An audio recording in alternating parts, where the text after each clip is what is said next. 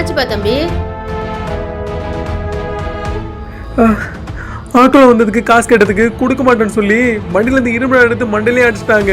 இந்த பொண்ணு இப்படிதாப்பா எல்லாருக்கிட்டே திமிரா நடப்பா. நான் எந்த தப்பு பண்ணலங்க. அவன் தான் என் கையை பிடிச்சிருத்தான், அதான் அடிச்சேன். நீ ஏதாவது பண்ணிருப்ப, அதான் அந்த பையன் கைப்பிடிச்சு இழுத்துருக்கான். ஆமாம்மா, தப்பு இவங்க மேலே தான் இருக்கும். என்ன கூட ஒரு வாட்டி அடிச்சாங்க, சைக்கிள் தெரியாமல் மேலே அடிச்சதுக்கு. இதை இப்படியே விட்டா சரிப்பட்டு வராது. போலீஸ் கால் பண்ணி கம்ப்ளைண்ட் பண்ணாதான் இந்த பொண்ணு சரிப்பட்டு வருவா. Hello, police ஸ்டேஷனா?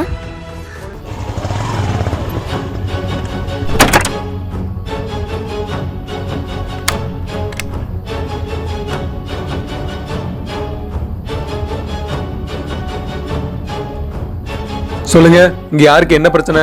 சார் நான் சொல்றேன் சார், இந்த பொம்பளை இருக்கல்ல சார்.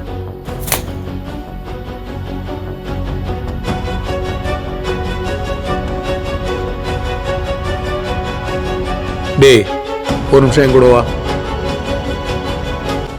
அவங்க யார் தெரியுமா? என் கூட பிறந்த அக்கா. ஒழுங்கா என்ன நடந்துச்சுன்னு உண்மையை சொல்றியா, இல்லை ஸ்டேஷனுக்கு கூட்டு போய் 2 களையும் அடிச்சு உடச்சி எறிவா? சார் நான் தான் சார் அவங்க கிட்ட தப்பா நடந்துக்கிட்டேன்.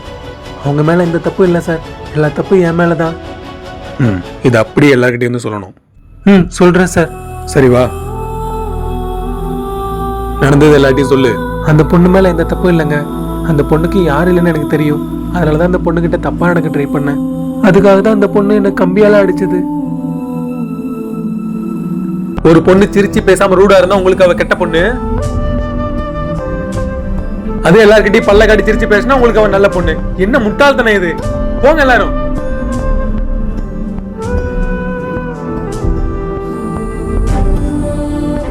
ரொம்ப தேங்க்ஸ் சார்.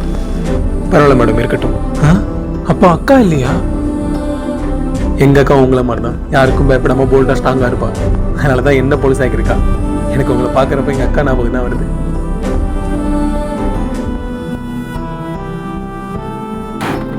உங்க மேல தப்பு இல்லைன்னா யாரை பார்த்தும் பயப்படக்கூடாது.